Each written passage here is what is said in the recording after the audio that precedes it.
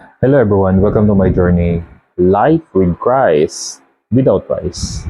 Nako, medyo matindi yung ating pag-uusapan ngayong oras na to sapagkat pakinggan ninyo ako ang topic natin ngayon, matinding pagpipigil sa sarili. Nako, alam mo, pagdating sa matinding pagpipigil sa sarili, I'm a rice lover. Talagang rice is life. Rice is lifer than life. Ganyan. Ganyan tayo. At isa sa pinaka-aadikan ko talaga before matinding pagpipigil sa sarili walang araw na hindi ako kumakain ng chami. Pag sinabing chami, paborito ko talaga yan. Nag-chami na ako sa umaga, tanghalian, merienda ko pa, kaya mami, hapunan ko pa, chami na naman. Naku, naalala ko pa. Talagang naka-chami na ako. Siya pa yung magiging pinakaulam ko sa kanin. May kanin pa. At ang ulam, ang kalahok pa ay chami na masabaw-sabaw. Tamis ang di ba? O tamis ang At hindi ko talaga malilimutan yun. Ano pa? Addict din ako sa mga kasaba cake, budin. Yan yung mga yan. Sobrang dami kong kinakaadikan ng mga pagkain na naging dahilan bakit ako nagkaroon ng sakit. Talagang dumating na doon sa punto na hindi na talaga ako makalakad, makabangon sa higaan. Sobrang sakit talaga. Kung hindi ako inom ng gamot, ay hindi ako makakalakad. Pero alam niyo po bakit natin pinag-uusapan ito? Itong usapin na matinding pagpipigil sa sarili patungkol sa mga pagkain. Alam niyo ba na merong nagpapa-quote sa akin? That was February, nung huling message niya sa akin.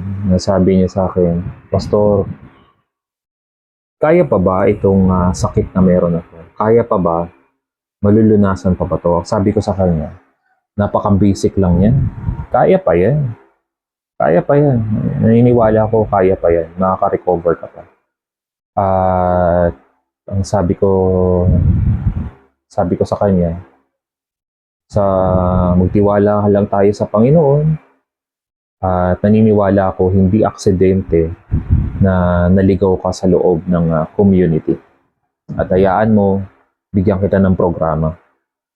Nung nagkausap kami ng Pebrero, nag-message sa uli sa akin, April. At ang sabi niya sa akin ay okay na daw siya, hindi na daw siya nagbi-bleed. Meron siyang cancer. Pero message siya sa akin, hindi daw niya maiwasan na hindi mag-cheat. Bumabalik at bumabalik pa rin siya dun sa luma niyang buhay, sa hilig niya sa masasarap na pagkain. Tama po yung nakinig ninyo. Bumabalik at bumabalik pa rin siya dun sa hilig niya sa masasarap na pagkain. Ito po yung pinakamasakit na nangyari. Nagulat na lang po ako ngayong June 1. Nagulat na lang ako nung isang araw lang ay namatay na po siya. Pagbasa ko nung message niya, binalikan ko yung message niya. That was April. Masaya pa siya Umorder pa siya sa akin ng Himalayan Salt. At ayaw niya kasi talagang magpa-monitor sa akin sapagkat medyo mahilig siya talaga sa masasarap na pagkain. Pero may cancer na kasi siya Ito kasi talaga yung pinakamabigat, mga kabaka, sa lahat po ng mga kapanood ito. Kung alam mo sa sarili mo na may cancer ka na, matindi na talaga yung sakit na meron ka, ako naman po ay nakikiusap sa bawat isa na kung nahihirapan po kayo, hanap po kayo ng tao makakausap, nandito po ako, tutulungan ko po kayo, ipananalangin ko po kayo, idudulog natin sa Panginoon, na magkaroon talaga kayo ng self-control. matinding disiplina, self-discipline. Sapagkat paano po kayo makaka-recover? Kaya i-discuss ko ito dun sa ating previous na yung aking live about gut microbiome, na kapag hindi na-reset ito, yung gut microbiome natin, yung bacteria na meron tayo, napaka-imposible na mag-activate talaga yung immune system natin at gumaling talaga tayo sa lahat ng klase ng sakit. Sapagkat kapag hindi naayos yung digestive system natin, paano na? Hahanap-hahanapin na lang natin talaga yung mga pagkain na nagpapasaya sa atin, mga pagkain na nakasanayan nating kainin. Kaya nagulat na lang ako, wala na, patay na siya. Kaya masaya pa siya na nakakain niya nung gumanda na yung pakaramdam niya.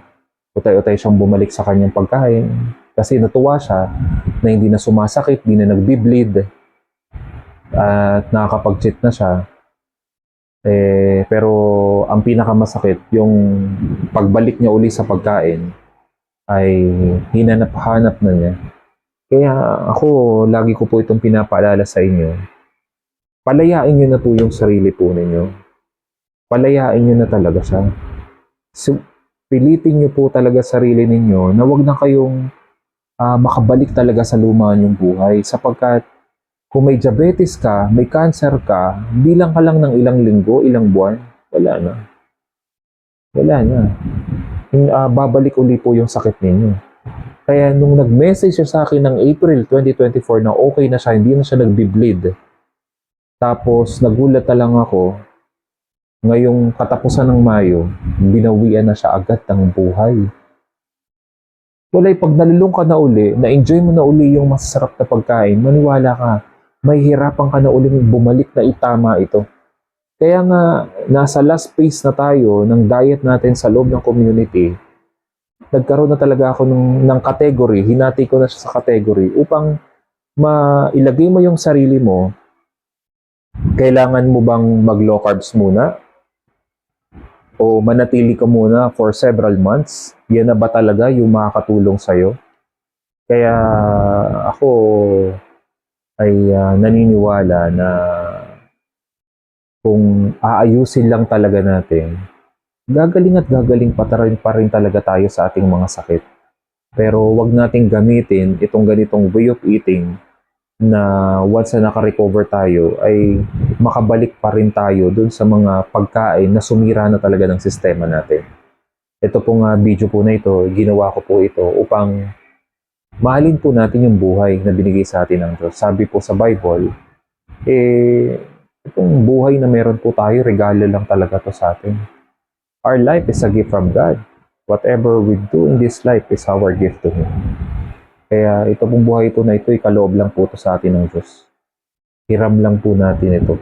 At ako po ay naniniwala na hindi po aksidente na nagkasama-sama po tayo sa community. Kung mapanood mo man ito, hindi ito aksidente na napanood mo ngayon. Bakit hindi mo seryosohin? Bakit hindi mo bigyan ng pagkakataon yung sarili mo na makarecover talaga sa matinding sakit na pinagdadaanan po ninyo? Kaya kung ako po sa inyo na ikaw mismo ay may sakit ka na, maybe this is a wake-up call para sa'yo. Bigyan mo ng pagkakataon na masilayan ka pa ng iyong mga anak, ng iyong mga apo sa tuhod, apo sa talampakan.